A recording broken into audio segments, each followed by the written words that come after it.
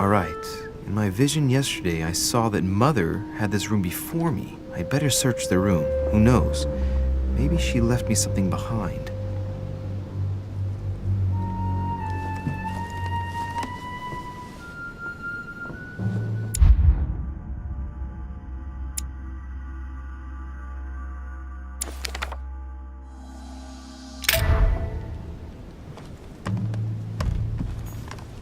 I haven't even had time to unpack my cases. Dear Monsieur de Richet, please excuse me, but I am unable to join you at present.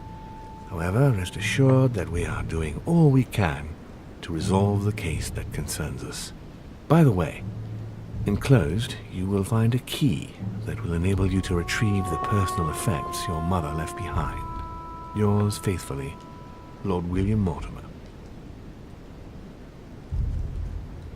Dear Monsieur de Richet,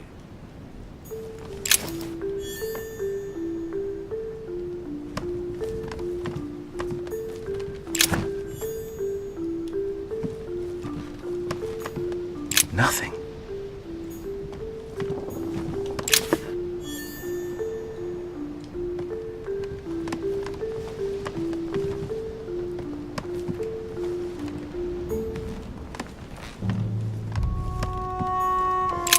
Writing material.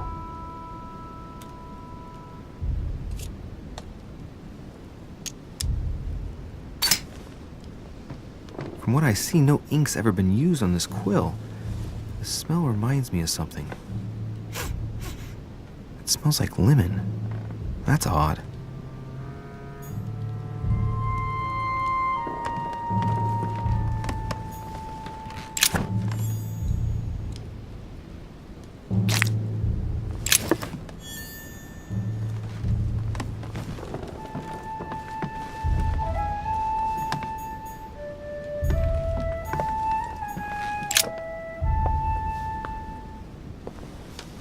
There's a circle around the lock here. Must be the trunk Mortimer was talking about. The key should open it.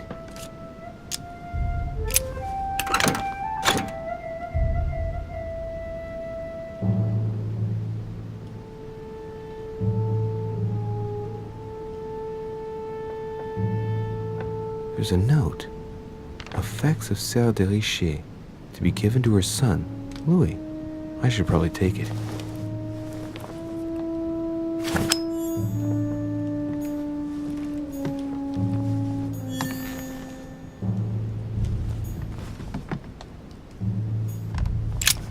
Nothing here. I wouldn't mind a nice, strong coffee, though.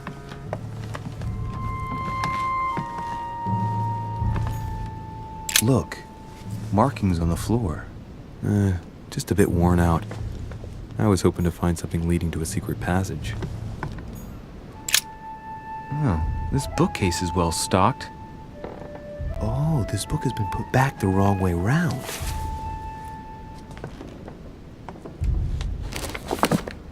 A Voyage Around the World, the travel log of the explorer Louis-Antoine de Bougainville. One of Mother's favorite books. What a coincidence. And I don't believe in coincidences. It's just too much. I don't know what's going on here, but if you felt threatened, I'll bet you'd leave a clue, wouldn't you, Mother? Found it. A faint sign of the order, barely visible. Mother, you undoubtedly must have hidden a clue in this book. Let's see if I can find anything else in this room.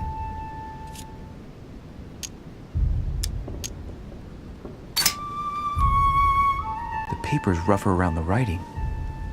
The paper's moist here. Very light stain, barely visible. And the smell reminds me of something. Come on, Louis, think. Think.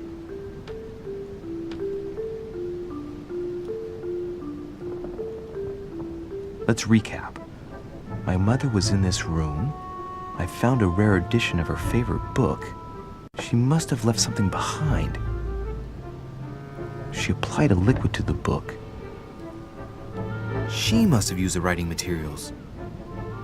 The quill has been used, but not with regular ink. A message using invisible ink. I bet she used the limit to leave a message. Now, How do I reveal the message?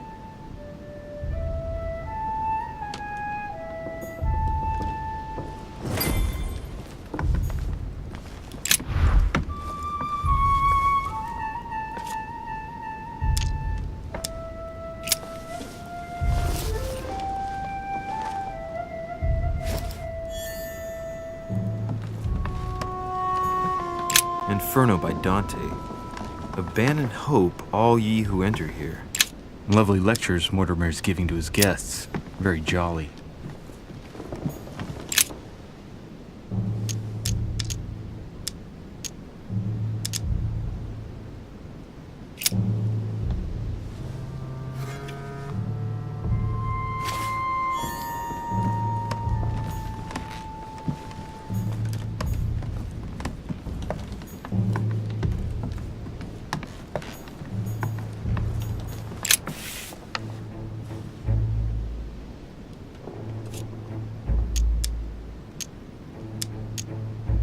Aha!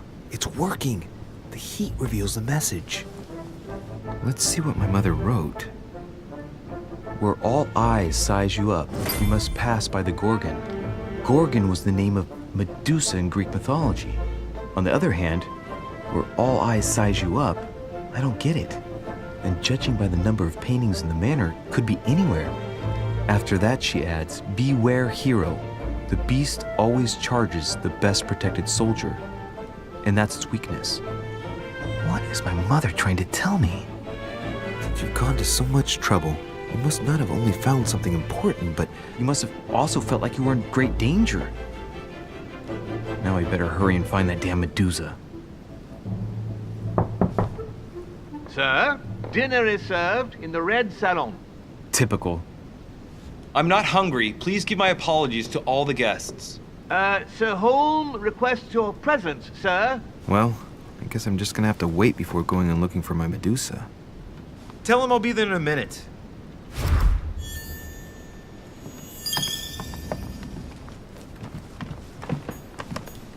A Byzant from the Byzantine Empire. A coin often used during the St. Louis era.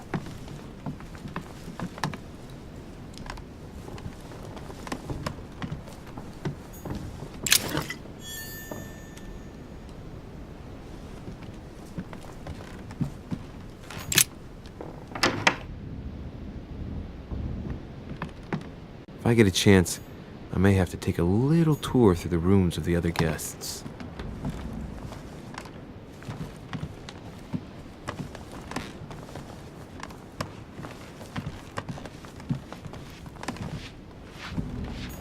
Duke Manuel Godoy.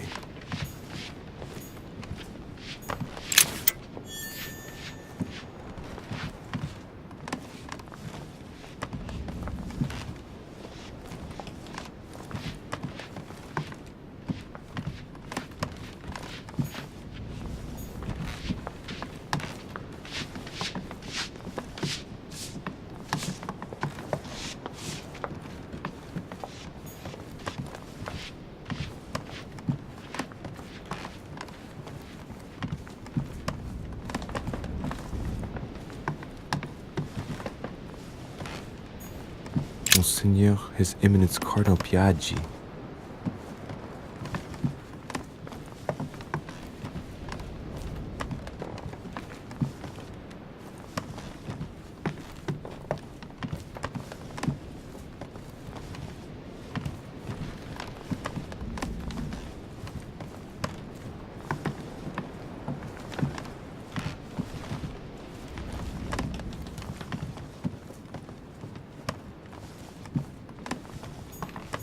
President George Washington. President George Washington. Let no one disturb me. I'm busy. Too bad. I'll see him later.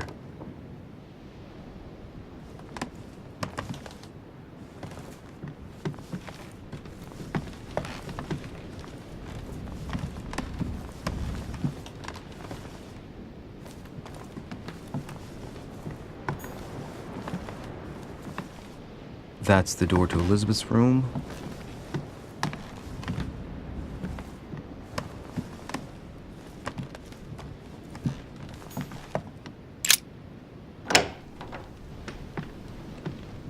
God's sakes, what happened in here?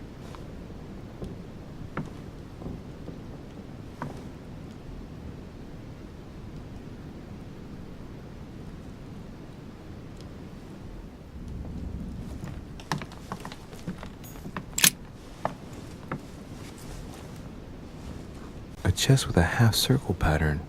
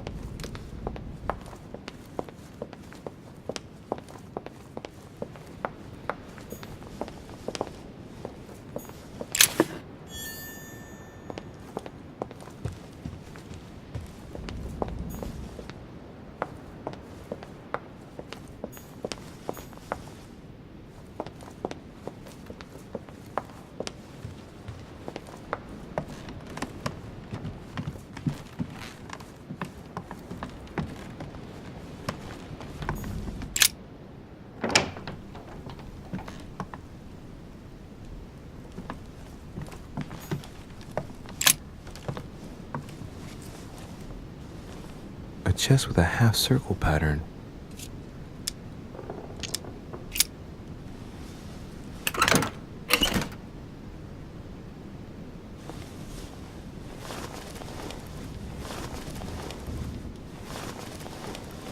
An untutored hand copied these notes. Looks like a healing method. Well, that's a pity. The writing is barely legible.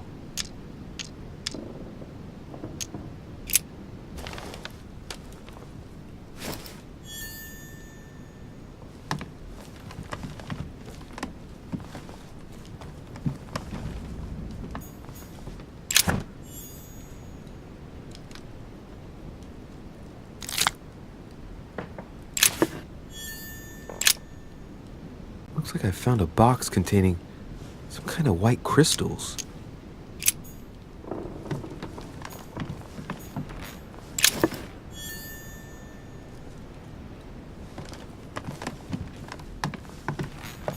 My dear Elizabeth, I'm writing to inform you of some unfortunate news.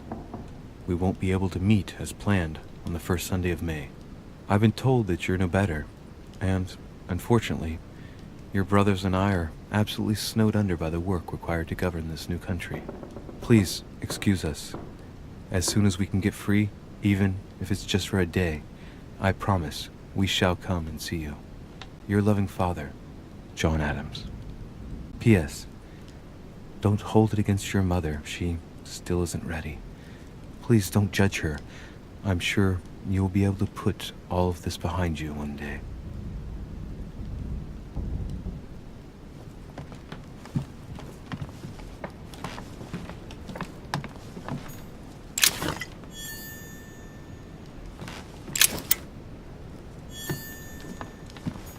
A novel of the initiation of a young woman into polite society. June 11th, 1791. My dear Elizabeth, your last letter gave me much cause for concern. Your words were so cold, as if emotions no longer matter to you. Father maintains that the secondary effects of your treatment still trouble you, but that they will soon subside. Should I believe him? I cling to the belief that we shall soon see each other again, at long last. Right soon. Your loving sister, Abigail. P.S. Don't forget to tell me what present you want.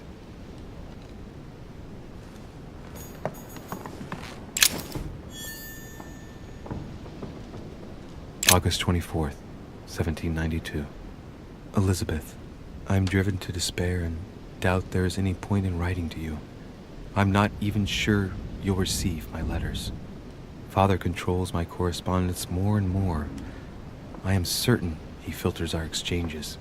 Thankfully, one of the chambermaids is able to help me get my letters to you, but they still remain unanswered.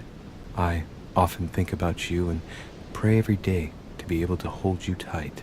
We have so much time to make up. I beg you, answer me, please. Your loving sister, Abigail. P.S. That horrible woman came again yesterday. She spent a long time speaking with Father. I didn't understand everything because they spoke in French, but I'm sure they were talking about you. June 11th. 30 November, 1791. My dear sister, the cancellation of our reunion hit me like a stab to the heart. Father told me it was for your well-being, but I can't help but blame him. He claims that your condition has worsened and that it could be dangerous for both of us if we met.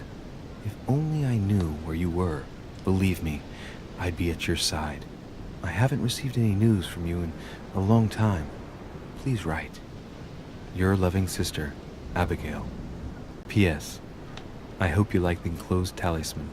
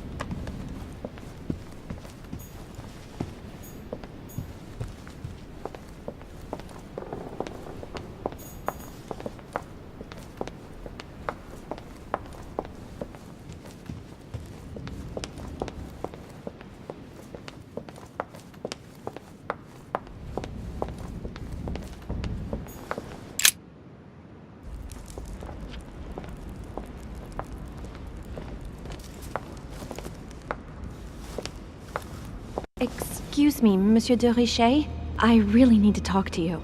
Hello. You're Elizabeth Adams, aren't you? Yes, I regret that we haven't been properly introduced. You had us all worried last night. How are you feeling today? Better. I was just a bit queasy. Don't worry about it. It happens all the time. Do you really want to know what made me ill? Last night, I found out that your mother was on the island. What are you doing here? Excuse me, but speaking frankly, why would you care? I know your mother very well. Really? Yes, I have been in your mother's care ever since I was born. She nursed you? Oh, I wouldn't say nursed. No, I remember her stare, cold as ice. Her sadistic hands pressing over my mouth to silence me while I screamed in pain. I remember her knees, too. She held me down with them while she cut and burned scars into me. Hold on a minute. What do you mean? You can ask her when you see her. She's getting more and more agitated.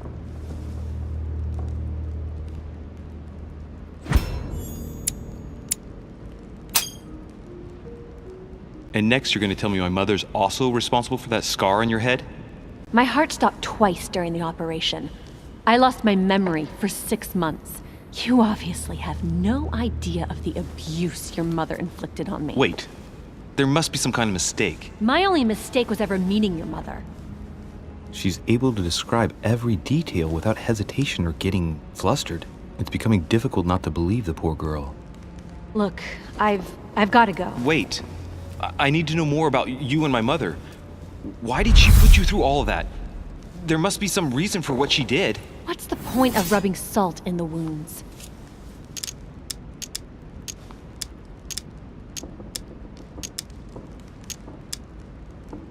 I want to find out what really happened. No, you really don't want to know what your mother did when I shed my first blood at puberty. On the contrary, you can tell me anything. Let me be my own judge. I know your little game. You're no different from the rest of them. You couldn't give a damn about me. The only thing you're interested in is finding out about your mother. Don't say that. Not everyone wants to use you. Some people care about you, don't they?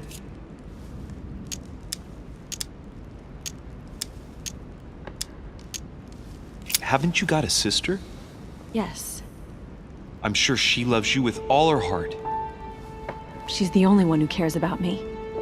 I would have put an end to it all by now if it weren't for her. Since you insist, I'll tell you how I met your mother. Thanks for trusting me. You see, before I was born, my mother often suffered from hallucinations and fits of anger. Soon people could barely recognize her. She became a completely different person. So my father spent an enormous amount of money paying for the best doctors, but none of them were able to cure her. The last resort was to call a priest. So, is that what your father did? No. He went to an expert in the occult. Ah, my mother. Her reputation already extended beyond our borders. My mother's fits stopped at my birth, and Sarah de Richet concluded that the evil had passed into me. Not only did it encourage her to stay, but she took the opportunity to advise my father to separate me from the rest of my family. That's how I was declared stillborn. My fate was decided that very day. It would coincide with my mother's frequent trips to America. I had my first fit when I was 3. That's when your mother began her experiments to rid me of the evil inside. I understand how you feel, but I know my mother. I'm sure she had her reasons, even if it seems difficult to believe. Everything she put me through was all for nothing. My whole life was ruined for nothing. So what brings you here then? My father used to know Sir Holm. He offered to introduce me to the world's leading authority in the occult. Lord Mortimer. He was my last hope. Until I found out he had also invited your mother. It's got to be a coincidence. I don't believe for a second she's come here for you. You can't change my mind about this, Louis. My days are numbered, and I know it.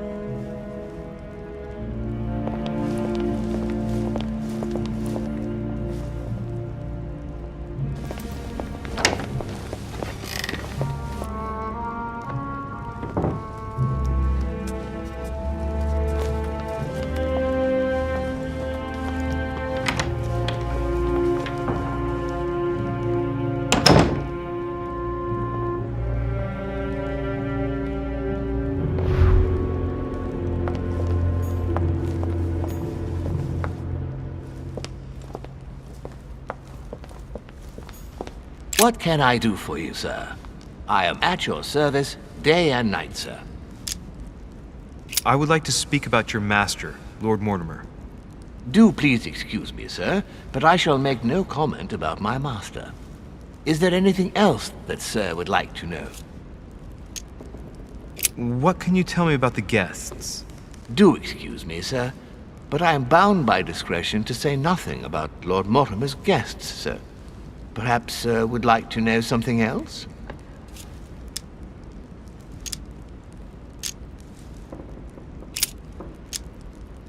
Yes. Can you briefly describe the ground floor, please? Very well, sir. On the ground floor, there are mainly living rooms. Sir finds himself at present in the Grand Hall. From the Grand Hall, Sir can access, on one side, the small salon, where the guests like to relax with a good book. From there, Sir can access the conference room, which is closed at present for preparations. That is where Lord Mortimer likes to gather all of his guests for talks. From the other side of the Grand Hall, Sir may access the dining room. That is where Sir's meals will be served. From the dining room, Sir may benefit from an exceptional view overlooking the island. It is also the best way to access the portrait gallery, where a large part of Lord Mortimer's works are exhibited. And in the gallery, Sir will also find access to the garden. But Sir may be reassured the building is accessible on both sides, so that it surrounds the garden in question. So, Sir should not find cause to worry. No one has ever gotten lost. Yeah, except for my mother. Has Sir another question? What's on the first floor? The first floor is reserved for guests, sir. That is where Sir will find his private rooms. The main corridor leads around the building. 3 stairways will enable Sir to return to the ground floor. It is also from there that Sir will be able to reach the second floor. Thank you very much. Anything else, sir? Yes. What can I find on the second floor? That floor is strictly reserved for Lord Mortimer, sir. In the west wing on the second floor are his private chambers. In the east wing are the rooms reserved for Lord Mortimer's personal guests. At the moment, these rooms are reserved for Sir Holmes, sir. But only authorized guests may access that area. Does Sir have any more questions? What is outside on the island exactly? Lord Mortimer has made a point of keeping the main part of the island in its natural state, sir. For security reasons, only the wharves and the gardens are accessible to guests. If Sir would like to walk along the wharves, he has only to follow the pathway used upon his arrival. If he would like to walk in the interior gardens of the manor, I would advise Sir to pass through the portrait gallery. May I help Sir in any other way? As I was unable to bring my personal effects with me, I was wondering if you could find me a few items. Of course, sir. What would you require? You wouldn't have a little golden elixir I could use, would you? Oh, unfortunately, sir, I have orders not to give any of that medicine to any of Lord Mortimer's guests. Some guests are here to follow a very strict treatment. Mixing or combining certain substances would be dangerous for Sir.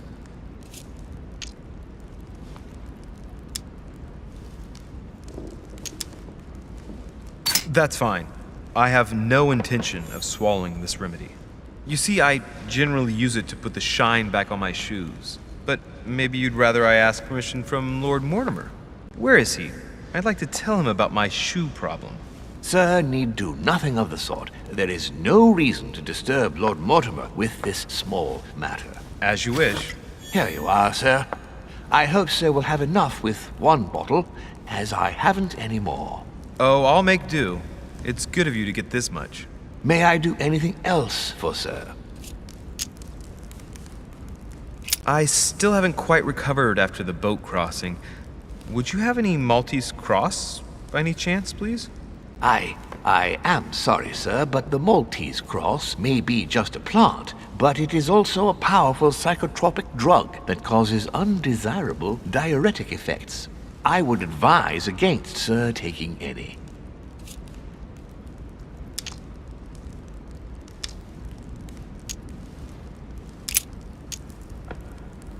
A little Carmelite water would do me a lot of good. Could you find me some, please? Oh, the tonics are under lock and key, sir. Lord Mortimer only allows access to them in cases of emergency.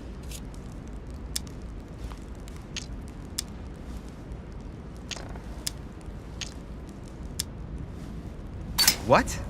That's the last straw. Lord Mortimer himself asked me to take the sea to join him here. I accepted out of kindness. The voyage was undertaken in conditions that I prefer not speak about. And then at long last I arrive and you refuse me a simple flask of Carmelite water? No, sir, Your name. Tell me your name. Here, sir, your Carmelite water. Please accept my sincerest apologies. If Sir requires anything else whatsoever, Sir has only to ask.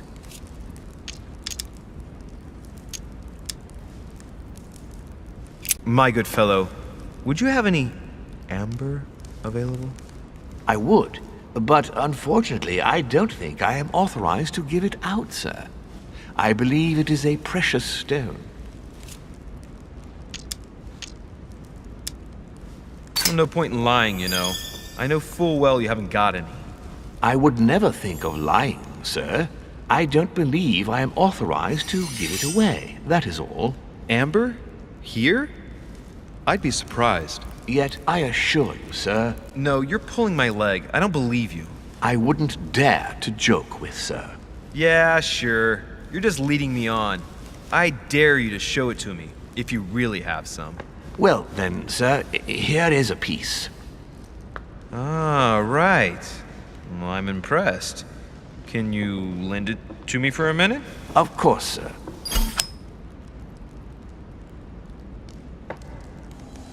Here. Wow, I can hardly believe it. Well, I have other questions. Of course, sir. But, sir, I believe you haven't given me back the amber, sir. What? What amber? The piece I gave to sir. No, I don't know what you're talking about. You really ought to look after your things. And it can't be easy to come across amber in these parts. Well, does sir desire anything else?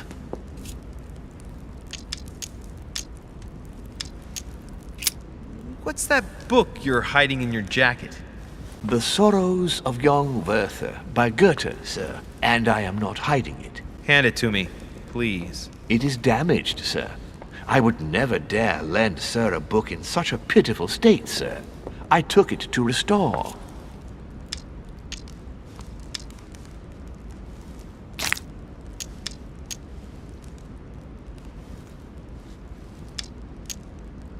Hang on, but it's mine. Beg pardon, sir? It's my book. I'm telling you, it's my book. With all due respect, sir, I hope sir will understand that I have doubts. You see, I found it in Lord Mortimer's library. Well, there you are then. That's exactly where I left it. I am quite put out, sir. I don't know what to say. In that case, I suggest you say nothing and hand it over. But Now. But, sir, Very well, sir. Here you are. May sir take good care of it. It is damaged. And you've damaged it as well? Well, bravo. Bravo. No, I didn't do anything. It wasn't me, sir. Say pardon. Pardon me, sir. Very good. There were some other things I wanted to go over with you.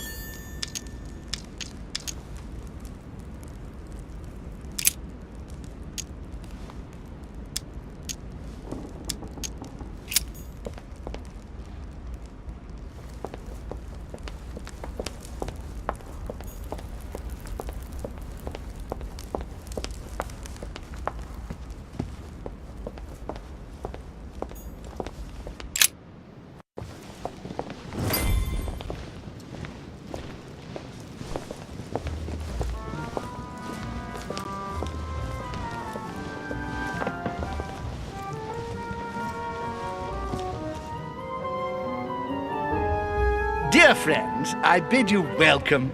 I hope the night was not too short. Your Eminence, Duchess, Monsieur de Richet, allow me to introduce our new guests. They arrived during the night. Johann Christoph von Wollner, Minister of Religious Affairs and close aide of Frederick William II, King of Prussia. Napoleon Bonaparte, Lieutenant of the French Revolutionary Army. And Jacques Peroux, French Revolutionary Tribunal Judge. Unfortunately, my friends, Lord Mortimer will not be joining us this morning, but he should be with us later. So, let us begin. What is Mortimer playing at? He tells me to come urgently and he sends no one to meet me? Who does not know of her, sir? Peru looks totally out of place here. He's counting the 10 sets of cutlery around each plate? The man is completely lost. Thank you again for the wine, Your Eminence. It is served every day at the king's table. I am delighted to hear. Volner and Piaggi seem to be getting along well. My dear Johann, how are you? Glad to make landfall at last. And yourself? Very well. And your husband? He's poorly. The French Revolution gives him terrible headaches. Oh, I understand. I shall feel better too, as soon as the situation is settled. If by chance the French crisis is emulated in Berlin, there will always be a refuge for you in London, my dear. Your offer does you honor, Emily. But London is much closer to Paris than Berlin. Beware. The French are capable of sailing up the Thames straight to the Houses of Parliament. Oh, my friend, I am shaking in my clogs.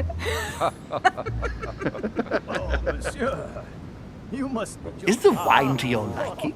Very much so, Sir Gregory. Such complexity. Typically French. A Sauterne, isn't it? Absolutely. If I'm not mistaken, this is not Lord Mortimer's favourite wine. It is yours. In his absence, I have taken the liberty of making a slight deviation from the rule, but I count on your discretion. Don't worry, I appreciate the same grape varieties as you. I remember the last time we tasted that nectar here at this table. The finest minds of the century were present. And the last time we drank it, the orphanage in Bloomsbury was still in ruins. Would you repeat that? Oh, well, I put some small effort into the works. The orphanage reopened just before Christmas. The bedrooms, washrooms, and the classrooms had all been refurbished. I don't know what to say. You have given the girls a wonderful Christmas gift. Thank you. I made a promise. Now it is done.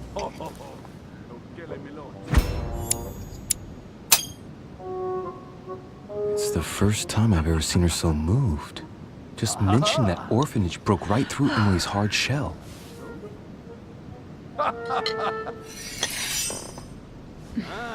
Is everything all right?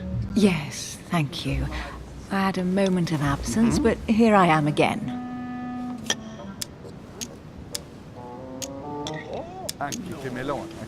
My lord, I only know the prestige of your name. Might I have the honor of getting to know you a little better? You are Monsieur Louis de Richet. de Richet. De Richet. A name with a nobiliary particle. Are you descended from a noble line? The presence of a particle does not necessarily mean a person belongs to the nobility, nor does it prevent the observance of the rules of etiquette, Monsieur von Volner. And you, sir? Have you any information on this Napoleon?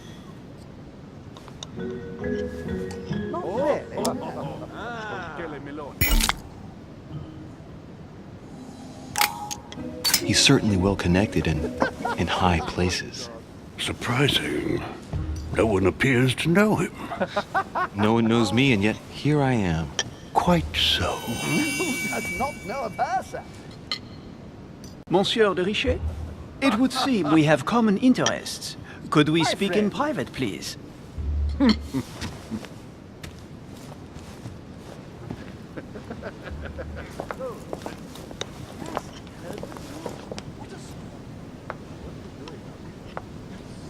Lord Mortimer and the Golden Order, through your mother, have concluded a financial agreement. Stay composed, Louis. I'm listening. An agreement for cannons. Lord Mortimer assured me that you are to take over the project on behalf of your mother. You must know that I am deeply sorry about their disappearance, but I must validate the deal urgently if I want to be able to organize things properly. I haven't seen Lord Mortimer yet. I'm afraid I'll be unable to answer your questions. He assured me that you could replace your mother during her absence. I appreciate his confidence, but still, this is a bit hasty. But please continue. Of course, but I need to know if I can count you among my allies. Well, of course. And for that, I have a little question for you. The agreement stipulates an aid of 50,000 louis d'or for 200 cannon.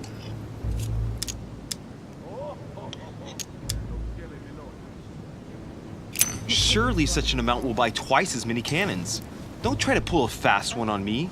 We're both young, but we are not naive. Please don't be offended. I just wanted to make sure you knew what you were talking about, and I am reassured. I have one last question I would like to pose to you. We don't know each other yet, you and I need to make sure that we both share the same vision for the future of France. Given the hard times that have befallen our beautiful country, what do you think it would take to restore its luster?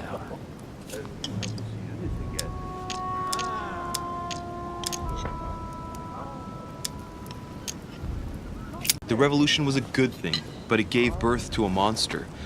We must overthrow the new system in place. Ah, you are right. Monsieur de Richet, I am reassured. I am very happy to have met you. Lord Mortimer was right to put his trust in you. I hope to work with you in the very near future. I would like to thank you for your support by offering you this humble little gift. Reflections on the Revolution in France. Monsieur Bonaparte, I thank you for this gesture, and please know that I, too, am delighted to have met you. My friends, I would like to say a few words, please. I would like to thank Lord Mortimer, and you, Sir Holm, for bringing us all together here. Those of us for whom it is not the first time here, like me, are all trembling in sweet anticipation of the arrival of our host. For the rest, I would like to reassure you that Lord Mortimer always has a few surprising projects to propose. But I can assure you that each and every one of us has always benefited from them. The last time I came to this place, Lord Mortimer offered to help me in my electoral campaign for the presidency of the United States. And it is eminently clear that his support was an invaluable aid to us. We are here among like-minded people. So let us put aside the conflicts in which some of our nations find themselves at present. So I raise my glass in honor of you all, my new and old friends. I trust you shall not be disappointed, Mr. Washington.